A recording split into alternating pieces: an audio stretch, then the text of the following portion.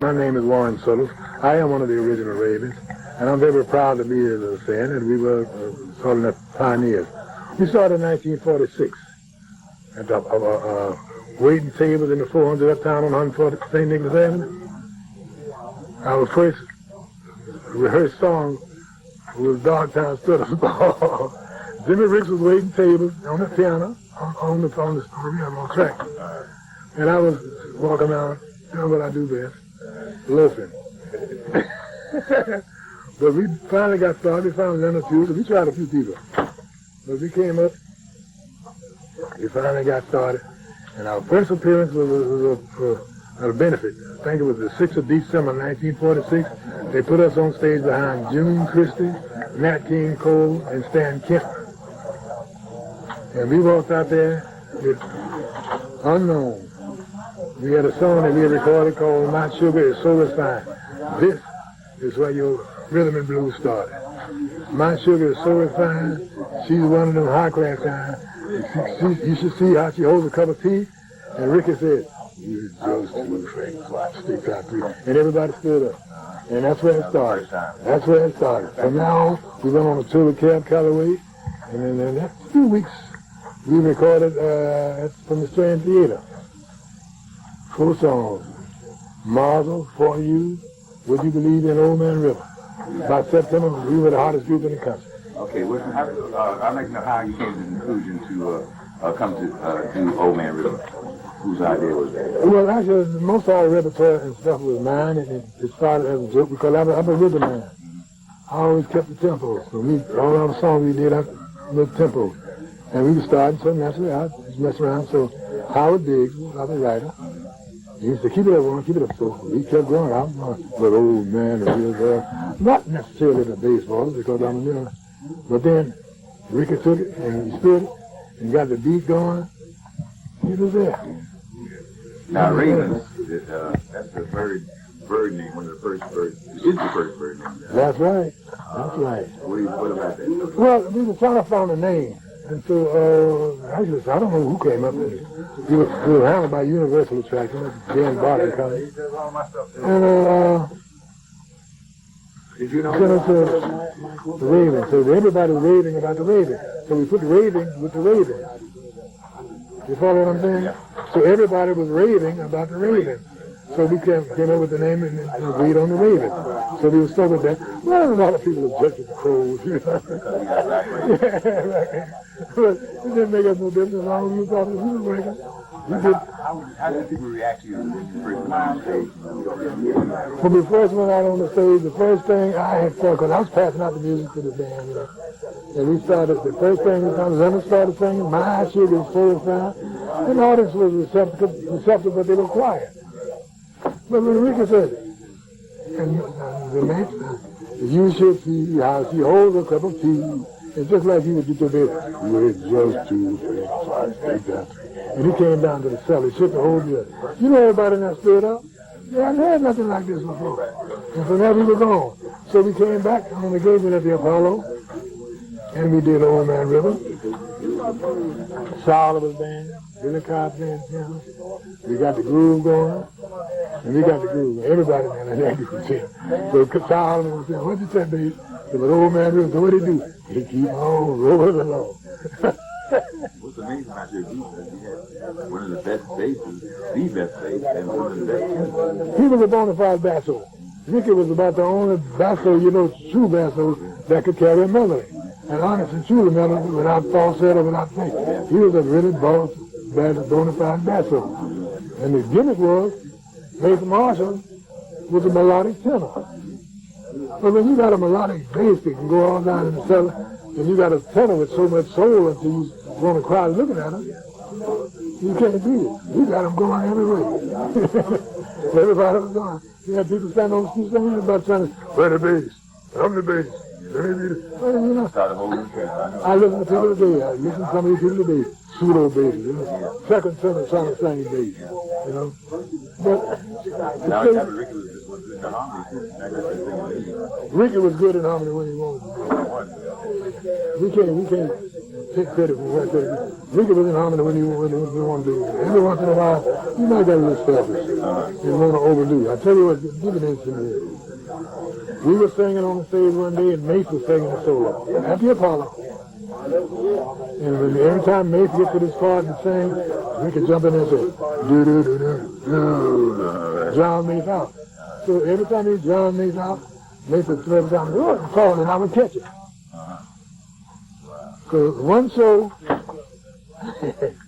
Maithe was doing this number, and Ricky chimed in there, oh, look at this Maithe. And he fell when he moved back. I let him fall. And then too, we traveled a lot with down to Washington. We were a steamroller program. Ravens down to Washington, Cootie Williams, Eddie Vincent, but it was most of the Ravens and down to Washington. Now, I want to ask you, what groups did you admire that came before you? Want me to move out here? What groups did you admire, you know, that came before The group that we patterned after was Delta Rhythm Boys. I like the bass solo of Game, Lee Game. That was the idea for the bass solo. The rest of it was not like this. See, our first recording was not Old Man River. The format I wanted was the open and closed harmony. You know, the ensemble. Closed harmony. Our first recording we tried to get by was Out of a Dream. It was pretty. All harmony. I can't believe it's really true. And it was so pretty. But they said it sounded too white. They said it sounded too white. So we went back and we did My Sugar So Refined, Marshall, Old Man River, and then we went to Stanley.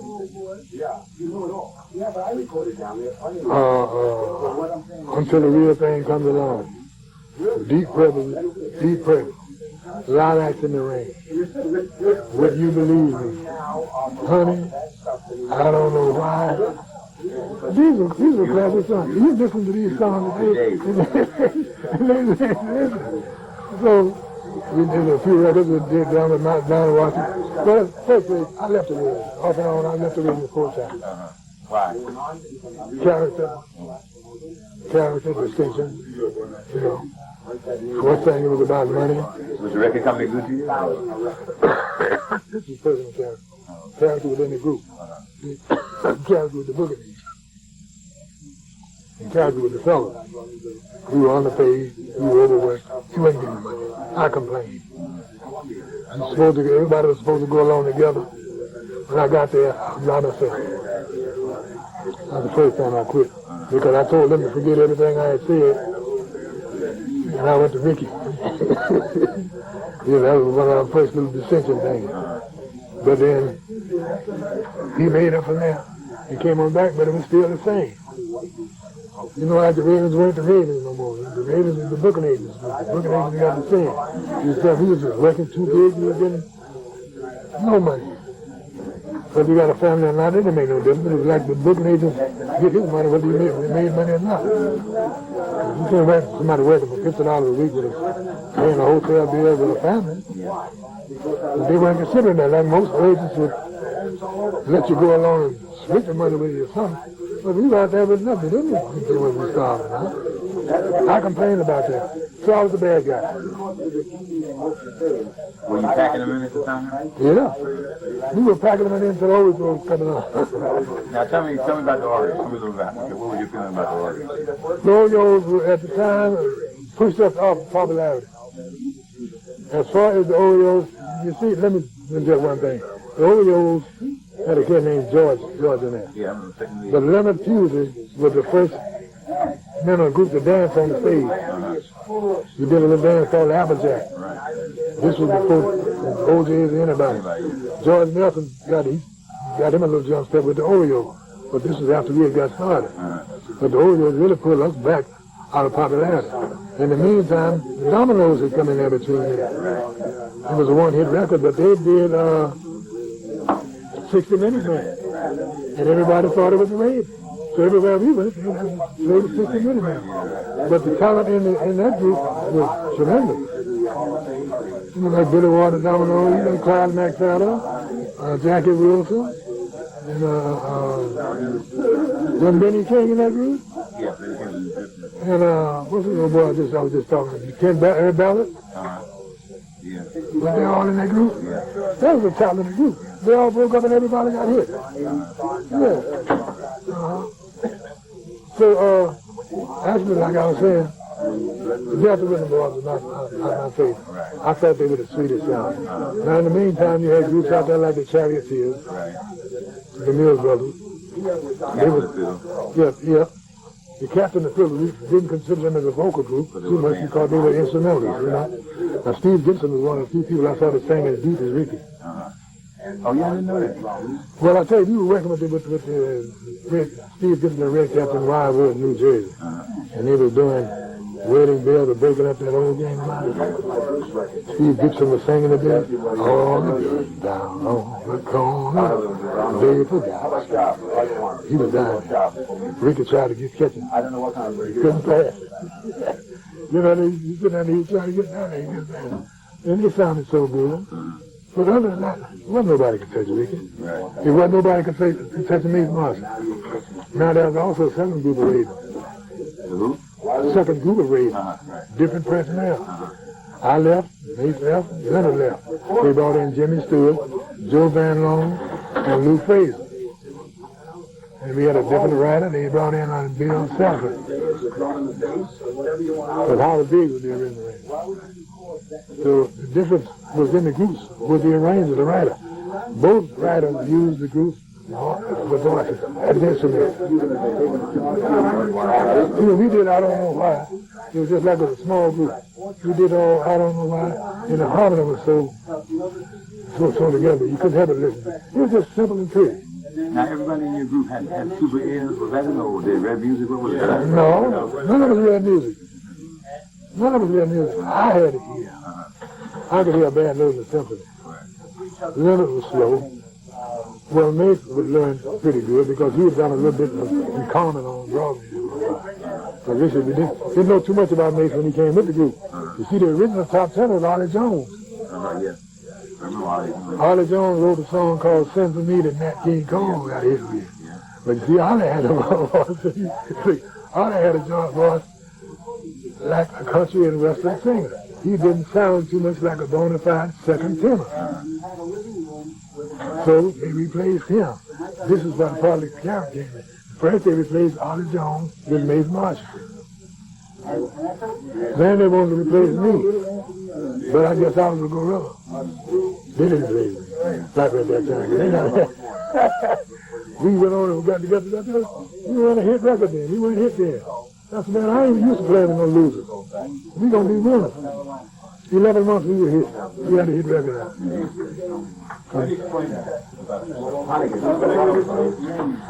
It was unique. It was just a unique happening. Nobody heard. There's been bass. People have been saying do-do-do-do-do, but nobody can sit up there on that stage and well, man. Paul Robinson was good, but he did it classical. But to do this thing with this groove in it, then, and everybody sit there and look at, you got a drummer back there, you got to go up. Then it's just like we did a song, we did September song. We had different phases of it. We had different da-da-da-da-da, rumble, tempos, bass, whatever tempo you had, you know, rumble, samba, rhythm. We had it in September song. But at that time, you couldn't record it 2 minutes and 30 seconds. So we had to cut that short. In fact, that cut off a lot of our records because Old Man River was supposed to be done in the tempo that it was done in. It should have been done slowly. They sped it up for the time. Yeah. It was interesting. Well, how did it feel? Did you realize that y'all were the best group around? Yeah, we were the only group around. We were the only group around that was working black out. You see, like I said, the wing spots had crossed the line. The Mills Brothers, they were all across the line. They were working in white. There wasn't nobody working good in the chitlin circus that kept some noise. But everybody wanted to cross over. We never made it. We were always booked in rhythm and blues, and then through that again, some of that character. But your music is really crossover. The music was crossover, but the character didn't do it. The character didn't do it. You got this influx of drugs and what happened, you know. The greatest accomplishment in my life. Went through a whole career and never used drugs. Right. I mean, worked with a bunch of hardcores and never used them. I was too dumb. I'm still dumb. Here's the question I want to ask you. Do you still listen to your music? I love to listen to it. It's pretty. I tell you what, I listen to it because I can't find nobody that sounds me good. I would like to go on a show with the Ravens and compare with any other group you want to bring out. Let them put out their best Ricks, and I bet you got one that can come up to it. I know you do. I know that because I'm a Ravens fan. I can't argue with that. Yeah, I bet you can come up to it. But you know, when you hear a song like, we did The House I Live In. Nobody had done The House I Live In. We did the Whipping Proof song. Ain't nobody gonna come out there and do Whipping Proof like that. But we were black. Black wasn't into white radio at the time. They was holding the back. I don't care how good we sound. They wasn't gonna play that with so much. You understand? But we were out there. And then ain't never sometimes it's gonna be no better. It happened. That's right. And I listen to it. Yeah, I listen to it anytime. I listen to it until the real thing comes along. How you gonna get past? How you gonna get past? Well, anybody that can get a Raven record, I advise them to go and get it. They'll be pleased because the music's so good. The first place I'm gonna say is that, like I said, there were two different groups. The first Ravens records, the earliest Raven records, are the most beautiful. Anytime we did Honey, I don't know why, until the real thing comes along, just the talk of the town. All these are beautiful records. You ain't gonna find them because when they brought in the other group and they did Chloe, that was a fine record. Chloe. And Out in the Cold again. Rock Me All Night Long. You were done it. Joe Van Loan was a superb tenor, but his range was up. Maith's range was medium, but it was sweet. Joe Van Loan had more range than Maithe, but his voice was not as sweet. Maithe had the soul of a girl. Well, they were two of the best anyway. Well, I agree with you, but there was also, well, you take later on a few people came along that had, like behind us. What was it? Name. What the boy, Russ, was it Temptation? Eddie Kennedy. Eddie Kennedy had two tenors there. What name? Eddie Kennedy. David Ruffin. They were colors, but they were obvious falsettos. They didn't have the soul that Maithe had, but they could do the job. You know, like Bill Kennedy was supposed to be one of the greatest falsetto tenors. But even if you wanted to compare him with Maithe, he wasn't as sweet as Maithe. No. Okay, my last question with you is, how do you feel about the picture tomorrow that was going to be taken and the presentation made to us from the borough president? I've been waiting to hear this. I feel very badly a lot of times, especially as far as the Raiders are concerned, because I really feel like we were strongly pioneers, and I feel like we should have been mentioned more often, along with the other groups that came out. David Brinkley, that's the name Brinkley? Hinckley. He has been an exponent of rhythm and blues all along. He's the one coming in there, mentioned, but they ignore it. And I don't know why, because the people in the rock and roll, see, rock and roll is in Motown. Rhythm and blues is music, like this. Vocal Group Hall of Fame.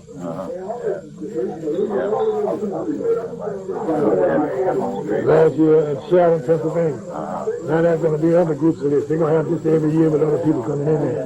You know, when they have pictures, I'll have the names of some of the groups that are in there. And this is all biracial. They got groups in there that everybody can hear about. Well, we're going to have to try to start honoring you like they honor Elvis Presley, who was a second-rate blues singer. Yeah, because you know, unless we don't get our due, it's late coming.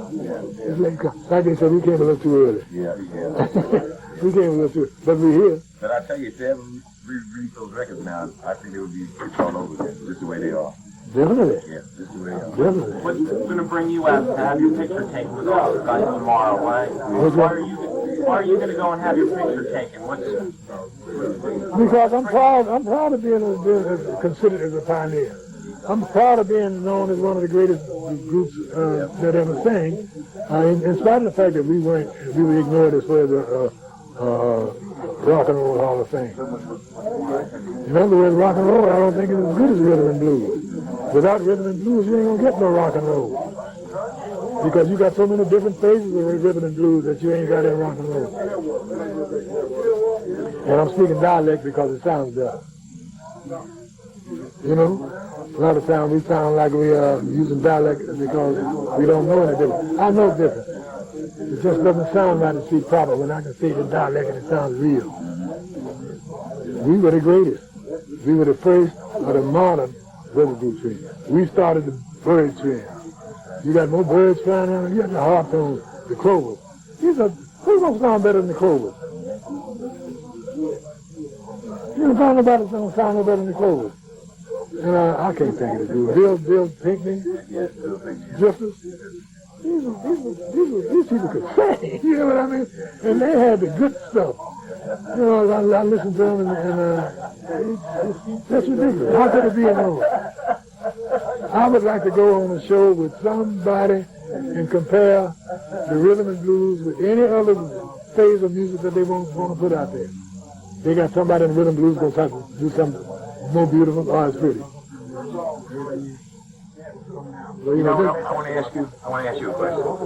Are you familiar with your father's music? Yes, I am. We dance to it Sunday morning, Saturday night, all the way 16 minutes, man. We came up on that. I just want y'all to know, my opinion is that they were the best group ever and still are the best group because right at the top. Yeah, after this day. Well, they were the cutting edge of music, you know. I mean, right after Fats Waller, you had this era, and then you move into the Monday rock and roll. So, I'm ingested in it. So, you know, that's my dad. You'll find it. Real serious. You go ahead, okay? All right, thank you.